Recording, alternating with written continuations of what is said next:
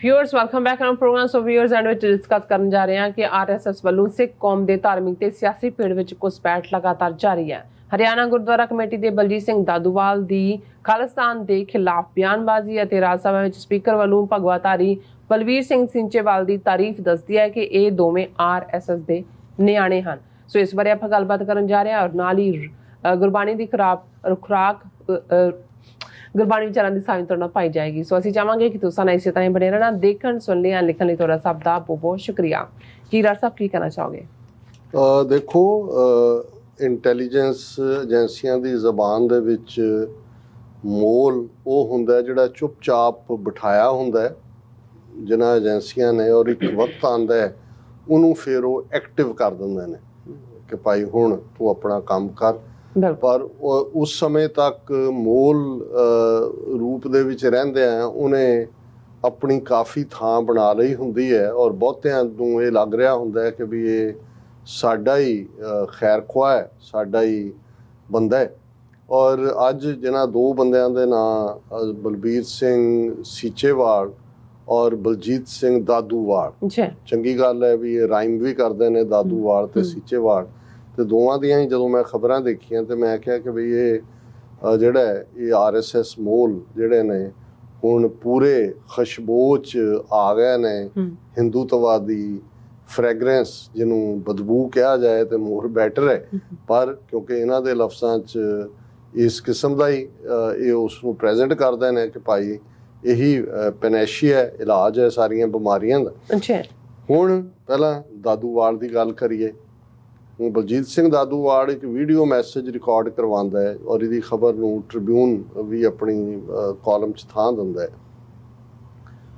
कि सिख नौजवान बचो बाहरलियां दे ट्रैप तो जिहड़े खालिस्तान दे झंडे झुलाना चाहते हैं थां थाई दूसरे। हालांकि किसी ने खालिस्तान का झंडा झुलाण लई नहीं कहा, 15 अगस्त के हवाले नाल केसरी निशान झुलाण लई है।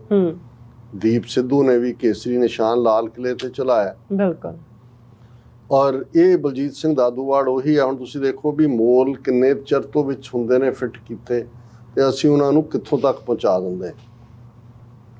ਸੌਦਾ ਸਾਧ ਦੇ ਖਿਲਾਫ ਸਲਾਬਤਪੁਰੇ ਵਾਲੀ ਘਟਨਾ ਤੋਂ ਬਾਅਦ ਜਿਹੜਾ ਮੋਰਚਾ ਲਾਇਆ ਗਿਆ ਸੀ ਉਹਦੇ 'ਚ ਵੀ दादूवाल ਪੇਸ਼ ਸੀ।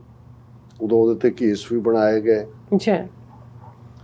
2015 ਦੇ ਸਰਬੱਤ ਖਾਲਸਾ 'ਚ ਜਿਹੜੇ ਜਥੇਦਾਰ ਚੱਬੇ ਦੇ ਸਰਬੱਤ ਖਾਲਸਾ ਤਖਤਾਂ ਦੇ ਥਾਪੇ ਜਾਂਦੇ ਨੇ, ਜ਼ਾਹਰ ਹੈ ਜਥੇਦਾਰ ਜਗਤਾਰ ਸਿੰਘ ਹਵਾਰਾ ਅਕਾਲ ਤਖਤ ਦੇ ਜਥੇਦਾਰ ਥਾਪੇ ਗਏ, ਤਿਹਾੜ ਜੇਲ੍ਹ 'ਚ ਨੇ। ਧਿਆਨ ਸਿੰਘ ਮੰਡ ਐਕਟਿੰਗ ਥਾਪੇ ਗਏ ਉਹਨਾਂ ਦੀ ਥਾਂ ਤੇ। ਬਲਜੀਤ ਸਿੰਘ दादूवाल ਨੂੰ ਜਿਹੜਾ ਦਮਦਮਾ ਸਾਹਿਬ ਦਾ ਜਥੇਦਾਰ ਥਾਪਿਆ ਗਿਆ और उस तो पहला ऐलान किया कि जी हुण तो मैं संत मैनू कोई नहीं कहेगा, भाई है दूजा, वो तो ही ड्रामा लगता सी। फिर इसे ही दादूवाल ने किवें जिहड़ा बरगाड़ी मोर्चा गुरु ग्रंथ साहिब की बेअदबी दीयां घटनावां नूं रोकण दे लई लग्या सी, बाइबल कलां गोली कांड के मद्देनज़र उन्होंने किवें साबोताज किया, किवें ध्यान सिंह मंड और दादूवाल इल्ज़ाम तराशियां का दौर शुरू होया।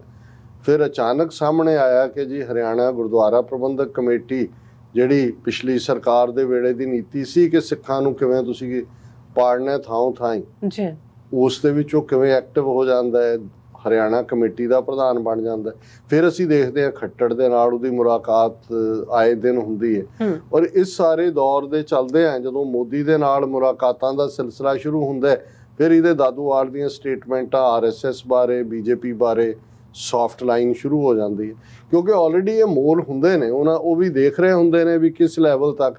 हुण जदों कि इस वेले जो तिरंगे च लपेटण की लाइन आरएसएस ने दित्ती है 15 अगस्त के हवाले नाल, और हुण जदों कि एक पासे सिख जथेबंदियां की लाइन घरां दे उत्ते और सारे केसरी निशान झुलाण दी है, और उत्थे एक खौफ पैदा कर रहा है कि जी हरियाणे के नौजवान दूजे बाहरले कह के झुला दिंदे ने। देखो बाहरले नौजवान जिहड़े ने इत्थों जिहड़े गैर सिख वो तो तरक्कियां कर रहे हैं और सिख अमृतधारी इन्हां केसां दे भी जेलां 'च डक्के जा रहे हैं। बिल्कुल जिहड़ा एक डिफरेंट स्टैंस इस किस्म का इस तो पहलां भी इन्हें इस किस्म दीयां बयानबाजियां कीतियां, पर हुण खुल के ये जिहड़ा मोल है ये उन्हां दा मुकम्मल एजेंट बन के सामने आ गया। ਸੋ ਅਸੀਂ ਤਾਂ ਖਬਰਦਾਰੀ ਕਰ ਸਕਦੇ ਹਾਂ, ਕਿਉਂਕਿ ਇਸ ਕਿਸਮ ਦੇ ਬੰਦੇ ਜਿਹੜੇ ਧਾਰਮਿਕ ਵੀ ਔਰ ਸਿਆਸੀ ਵੀ ਦੋਵਾਂ ਪਿੜਾਂ ਦੇ ਵਿੱਚ ਵੜੇ ਹੋਏ ਨੇ, ਉਹ ਕਿਸ ਹੱਦ ਤੱਕ ਡੈਮੇਜ ਕਰ ਸਕਦੇ ਨੇ। ਇਹ ਖਾਮਖਾਹ ਦਾ ਵਿਵਾਦ ਤਾਂ ਖੜਾ ਹੋ ਜਾਂਦਾ ਹੈ, ਹਾਲਾਂ ਇਹਨਾਂ ਬਾਰੇ ਕੋਈ ਬਹੁਤਾ ਭੁਲੇਖਾ ਨਹੀਂ ਹੈ ਲੋਕਾਂ ਨੂੰ, ਔਰ ਬਹੁਤ ਜਲਦੀ ਐਕਸਪੋਜ਼ ਹੋ ਗਿਆ ਸੀਗਾ ਇਹ। ਹੁਣ ਦੂਸਰਾ ਬਲਬੀਰ ਸਿੰਘ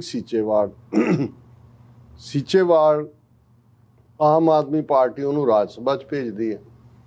ਸੀਚੇਵਾਲ ਕਾਲੀ ਵੇਈ ਨੂੰ ਸਾਫ਼ ਕਰਨ ਦੇ ਨਾਂ ਥੱਲੇ ਆਪਣੇ ਆਪ ਨੂੰ ਵਰਲਡ ਲੈਵਲ ਦਾ ਜਿਹੜਾ ਐਨਵਾਇਰਨਮੈਂਟਲਿਸਟ ਉਹਨੇ ਸਾਬਤ ਕੀਤਾ। ਭਗਵੇ ਪਹਿਰਾਵੇ ਦੇ ਵਿੱਚ ਹੁੰਦਾ ਹੈ ਹਿੰਦੂ ਉਦਾਸੀਆਂ ਵਾਲੇ, ਔਰ ਅੱਧ ਪਜੱਦੇ ਕਰਮ ਉਵੇਂ ਹੀ ਹੁੰਦੇ ਨੇ ਹਿੰਦੂਆਂ ਵਾਲੇ। ਹੁਣ ਉਹ ਭਗਵੇ ਕੱਪੜਿਆਂ ਦੇ ਵਿੱਚ ਆਮ ਆਦਮੀ ਪਾਰਟੀ ਜਿਹੜੀ ਹੈ, ਔਰ ਇਹ ਜਿਹੜਾ ਭਗਵਾ ਕੰਸਰਨ ਹੈ ਸਨਾਤਨ ਦੇ ਨਾਲ, ਦੂਜਾ ਇਹ ਸਿੱਖਾਂ ਨੂੰ ਹਿੰਦੂ ਤਵੀਆਂ ਦਾ ਇਹ ਹਿੱਸਾ ਦੱਸਣ ਦੀ ਲਾਈਨ ਹੈ। ਔਰ ਪਦਮ ਸ਼੍ਰੀ ਦਾ ਉਹਨੂੰ ਲਕਬ ਵੀ ਦਿੱਤਾ ਗਿਆ, ਉਹ ਅਵਾਰਡ ਦਿੱਤਾ ਗਿਆ। ਹੁਣ ਉਹਨਾਂ ਨੇ ਕਿਵੇਂ ਆਉਣ ਵਾਲੇ ਪੀਰੀਅਡ 'ਚ, ਪਹਿਲਾਂ ਤਾਂ ਉਹ ਸਾਰਾ ਕਾਲੀ ਵੇਈ ਨਾਲ ਜੁੜਿਆ ਹੀ ਜਿਹੜਾ ਸੀ, ਉਹ ਬਹੁਤ ਸਾਰਾ ਝੂਠ ਸਾਹਮਣੇ ਆਇਆ। ਹਾਲਾਂ ਪਿੰਡਾਂ ਦੇ ਲੋਕ ਜਿਹੜੇ ਨੇ ਟਰਾਲੀਆਂ ਨਾਲ ਸਫਾਈ ਕਰਦੇ ਨੇ, ਔਰ ਇਹਨੇ ਇਹ ਦੱਸਣ ਲਈ ਕਿ ਵੇਈ ਕਿੰਨੀ ਸਾਫ਼ ਹੋ ਗਈ ਹੈ ਕਿ ਇਹਦਾ ਪਾਣੀ ਪੀਣ ਲਾਇਕ। ਉਹਨੂੰ ਭਗਵੰਤ ਮਾਨ ਨੂੰ ਗਲਾਸ ਪਾਣੀ ਦਾ ਪਿਆ ਤਾਂ ਉਹ ਦਿੱਲੀ ਜਾ ਕੇ ਅਪੋਲੋ ਕਿ ਕਿਹੜੇ ਹਸਪੀਟਲ ਦੇ ਵਿੱਚ ਅਗਲੇ ਦਿਨਾਂ 'ਚ ਭਰਤੀ ਹੋਇਆ, ਕਿਉਂਕਿ ਉਹੀ ਇਨਫੈਕਟਡ ਵਾਟਰ ਹੈ। ਪਰ ਪ੍ਰਚਾਰਿਆ ਜਿਹਨੂੰ ਤੁਸੀਂ ਬਿਲਡ ਕਰਨਾ ਹੁੰਦਾ ਉਹਨੂੰ ਤੁਸੀਂ ਪ੍ਰਚਾਰ ਦੇ ਇਸ ਢੰਗ ਦੇ ਨਾਲ ਹੋ। ਇਹ ਇੱਕ ਸ਼ੱਕੀ ਕਿਰਦਾਰ ਇਹਦਾ ਰਿਹਾ, ਔਰ ਜ਼ਾਹਰ ਹੈ ਮਜ਼ਹਬੀ ਤੌਰ ਦੇ ਉੱਤੇ ਮੋਰ ਟਿਲਟ ਉਸ ਪਾਸੇ ਹੈ। ਹੁਣ ਉਹ ਰਾਜ ਸਭਾ ਦੇ ਵਿੱਚ ਕਿਵੇਂ ਇੱਕ ਪਾਸੇ ਤਾਂ ਸਿਮਰਨਜੀਤ ਸਿੰਘ ਮਾਨ ਜਿਹੜੇ ਬਣ ਕੇ ਜਾਂਦੇ ਨੇ, ਉਹਨਾਂ ਨੂੰ ਕਿਵੇਂ ਇੱਕਦਮ ਘੇਰ ਲਿਆ ਜਾਂਦਾ ਹੈ ਮੀਡੀਆ ਵੱਲੋਂ ਵੀ, ਔਰ ਪਾਰਲੀਮੈਂਟ 'ਚ ਵੀ ਜਦੋਂ ਉਹ ਇਹ ਗੱਲ ਕਰਦੇ ਨੇ ਕਿ ਭਾਈ ਤੁਹਾਨੂੰ ਫਿਕਰ ਹੈ ਕਿ ਜੀ ਬਿਹਾਰ ਤੇ ਫਲਾਣੇ 'ਚੋਂ ਕੋਈ ਜੱਜ ਸੁਪਰੀਮ ਕੋਰਟ ਦਾ ਨਹੀਂ ਹੈ, ਮੈਨੂੰ ਫਿਕਰ ਹੈ ਕਿ ਕੋਈ ਸਿੱਖ ਜੱਜ ਨਹੀਂ ਹੈ, ਔਰ ਇੱਕਦਮ ਕਮਿਊਨਲ ਲੈਵਲ ਆ ਜਾਂਦੇ ਨੇ ਜੀ। ਇਹ ਧਰਮ ਦੇ ਨਾਂ ਤੇ ਥੋੜ੍ਹੀ ਜੱਜ ਇਲਾਕੇ ਦੀ ਗੱਲ ਹੋ ਰਹੀ ਵੀ ਤੁਸੀਂ ਜਿਹੜਾ ਪੈਰੋਕੀਅਲਿਜ਼ਮ ਜਾਂ ਪ੍ਰੋਵਿੰਸ਼ੀਅਲਿਜ਼ਮ ਤੁਹਾਨੂੰ ਕਬੂਲ ਹੈ, ਧਰਮ ਜਿਹੜਾ ਤੁਸੀਂ ਕਹਿੰਦੇ ਹੀ ਹੋ ਕਿ ਜੀ ਇਹ ਧਰਮਾਂ ਦਾ ਮੁਲਕ ਹੈ, ਇੱਥੇ ਵੱਡੇ ਵੱਡੇ ਅਵਤਾਰ ਰਿਸ਼ੀ ਮੁਨੀ ਆਏ, ਉਹ ਤੁਹਾਨੂੰ ਕਬੂਲ ਨਹੀਂ ਹੈ। ਹੁਣ ਦੂਸਰੇ ਔਰ ਉਹਨਾਂ ਨੂੰ ਜਦੋਂ ਟਰਾਈਬਲਸ ਤੇ ਵੀ ਉਹ ਗੱਲ ਕਰਦੇ ਨੇ, ਸਿਮਰਨਜੀਤ ਸਿੰਘ ਮਾਨ ਉਹਨਾਂ ਨੇ ਗੱਲ ਕੀਤੀ, ਉਹਨਾਂ ਨੂੰ ਕੱਟ ਦਿੱਤਾ ਜਾਂਦਾ। ਹੁਣ ਮੈਂ ਉਹਦਾ ਵੀਡੀਓ ਕਲਿੱਪ ਬਲਬੀਰ ਸਿੰਘ ਸੀਚੇਵਾਲ ਦਾ ਦੇਖਿਆ, ਹਾਲਾਂ ਉਹਨੇ ਮਾਲਵੇ ਦੇ ਵਿੱਚ ਜਿਹੜਾ ਵਾਟਰ ਡੌਗਿੰਗ ਹੋ ਗਈ ਹੈ, ਔਰ ਬਲੇਮ ਪਾਕਿਸਤਾਨ ਦੇ ਨਾਂ ਕਿ ਜੀ ਉਹਨਾਂ ਨੇ ਜਿਹੜਾ ਬੰਦ ਦੂਜੇ ਪਾਸੇ ਬਣਾਇਆ, ਉਚਾਈ ਤੇ ਹੈ, ਪਾਣੀ ਇੱਧਰ ਨੂੰ ਆ ਰਿਹਾ ਹੈ, ਇੰਡੀਅਨ ਗਵਰਨਮੈਂਟ ਜਿਹੜੀ ਹੈ ਪਾਕਿਸਤਾਨ ਦੇ ਨਾਲ ਗੱਲਬਾਤ ਕਰੇ। ਔਰ ਇਹੀ ਦੂਜਾ ਰਾਜ ਸਭਾ ਮੈਂਬਰ ਜਿਹੜਾ ਆਮ ਆਦਮੀ ਪਾਰਟੀ ਨੇ ਭੇਜਿਆ ਹੈ, ਹਰਭਜਨ ਸਿੰਘ ਕ੍ਰਿਕਟਰ, ਉਹ ਖਲੋ ਕੇ ਕਹਿ ਰਿਹਾ 0 ਆਵਰ 'ਚ ਕਿ ਜੀ ਇਹ ਅਫਗਾਨਿਸਤਾਨ 'ਚ ਸਿੱਖਾਂ ਦੇ ਗੁਰਦੁਆਰੇ ਤੇ ਹਮਲਾ ਹੋਇਆ ਸੀ, ਉਹਦੇ ਮੈਂ ਇਸ਼ੂ ਨੂੰ ਉਠਾਉਣਾ ਚਾਹੁੰਦਾ। ਔਰ ਤੁਹਾਡੇ ਗ੍ਰੰਥੀ ਸਿੰਘ ਦੇ ਕੇਸ ਕਤਲ ਕੀਤੇ ਜਾਂਦੇ ਨੇ, ਪੰਜਾਬ ਦੇ ਵਿੱਚ ਪਟਿਆਲਾ ਔਰ ਜਲੰਧਰ ਸ਼ਹਿਰਾਂ 'ਚ ਕੜੇ ਲੁਹਾ ਲਏ ਜਾਂਦੇ ਨੇ, ਲਗਾਤਾਰਤਾ ਨਾਲ ਇਤਿਹਾਸਕ ਗੁਰਦੁਆਰੇ ਗਿਆਨ ਗੋਦੜੀ ਹੋਏ, ਡਾਂਗ ਮਾਰ ਹੋਏ, ਦੂਜਿਆਂ ਦੇ ਉੱਤੇ ਹਿੰਦੂ ਤਵੀ ਕਬਜ਼ੇ ਨੇ, ਤੁਹਾਡੀ ਜ਼ਬਾਨ ਨਹੀਂ ਖੁੱਲਦੀ।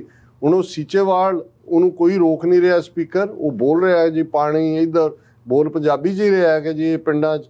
ਔਰ ਜਦੋਂ ਐਂਡ ਕਰਦਾ ਹੈ, ਵਾਈਸ ਪ੍ਰੈਜ਼ੀਡੈਂਟ ਜਿਹੜਾ ਇੰਡੀਆ ਦਾ ਹੁੰਦਾ, ਉਹ ਰਾਜ ਸਭਾ ਦਾ ਸਪੀਕਰ ਹੁੰਦਾ, ਉਹ ਇਹ ਕਹਿ ਰਿਹਾ ਤੁਸੀਂ ਚੰਗਾ ਬੋਲਿਆ ਹੈ, ਆਪਕੋ ਅਭਿਨੰਦਨ। ਸੋ ਮੈਂ ਇਹ ਲਾਈਨ ਹੀ ਤੁਸੀਂ ਚੰਗਾ ਬੋਲਿਆ ਹੈ, ਮੈਨੂੰ ਮੋਦੀ ਯਾਦ ਆਇਆ। ਮੈਂ ਕਿਹਾ ਇੱਥੇ ਉਹ ਰੋਡੀ ਮੋਡੀ ਜਿਹੜਾ ਉਹਦੇ 'ਚ ਉਹਨੇ ਕਿਹਾ ਸੀ ਕਿ ਸਭ ਚੰਗਾ ਸੀ, ਉਹਨੂੰ ਹੁਣ ਚੰਗਾ ਬੋਲਿਆ ਅਭਿਨੰਦਨ। ਮਤਲਬ ਇਹ ਹੈ ਕਿ ਆਉਣ ਵਾਲੇ ਪੀਰੀਅਡ 'ਚ ਜਿਹੜਾ ਪੰਜਾਬ ਦੇ ਹੱਕਾਂ ਦੀ ਗੱਲ ਕਰੇਗਾ, ਹੁਣ ਉਸੇ ਹੀ ਜਿਹੜਾ ਪਾਰਲੀਮੈਂਟ ਦੇ ਵਿੱਚ ਜਿਹੜਾ GST 12% ਲਾਇਆ ਗਿਆ ਹੈ ਸਰਾਵਾਂ ਦੇ ਉੱਤੇ, ਜਿਹੜੀਆਂ ਸ਼੍ਰੋਮਣੀ ਕਮੇਟੀ ਦੇ ਕੋਲ ਨੇ ਉਹ ਯਾਤਰੂਆਂ ਤੇ, ਉਹਦਾ ਜਦੋਂ ਸਵਾਲ ਚੁੱਕਣਾ ਚਾਹਿਆ ਤਾਂ ਉਹਨੂੰ ਬਲੌਕ ਕਰ ਦਿੱਤਾ ਗਿਆ ਕਿ ਨਹੀਂ, ਇਹ ਜਿਹੜਾ ਨਹੀਂ ਉਠਾਇਆ ਜਾ ਸਕਦਾ। ਸੋ ਇਹ ਨੇ ਕਿ ਜਿਵੇਂ ਤੁਸੀਂ ਪ੍ਰਮੋਟ ਕਰਦੇ ਹੋ, ਬਿਲਡ ਕੀਤਾ ਜਾ ਰਿਹਾ ਕਿ ਭਾਈ ਇਹ ਸੀਚੇਵਾਲ ਤੁਹਾਡਾ ਵੱਡਾ ਐਨਵਾਇਰਨਮੈਂਟਲਿਸਟ, ਔਰ ਇਹ ਤਾਂ ਹਿੰਦੂਆਂ ਦਾ ਹਿੱਸਾ ਦੱਸਣ ਵਾਲਾ ਹੈ ਸਿੱਖਾਂ ਨੂੰ। ਔਰ ਦੂਸਰੇ ਪਾਸੇ ਆ ਦਾਦੂਵਾਲ ਦੇਖ ਲਓ, ਔਰ ਮੀਡੀਆ ਨੇ ਵੀ ਇਹ ਕਿਹਾ ਜੀ ਹਾਰਡ ਲਾਈਨਰ ਜਿਹੜਾ ਸੀ ਹੁਣ ਉਹ ਬਣ ਗਿਆ, ਜਿਹੜਾ ਉਹ ਬੜਾ ਮੋਡਰੇਟ ਬਣ ਗਿਆ। ਪਰ ਇਹ ਪਹਿਲੇ ਦਿਨ ਤੋਂ ਇਹ ਮੋਲ ਨੇ ਜਿਨ੍ਹਾਂ ਨੂੰ ਬਿਲਡ ਕੀਤਾ ਗਿਆ।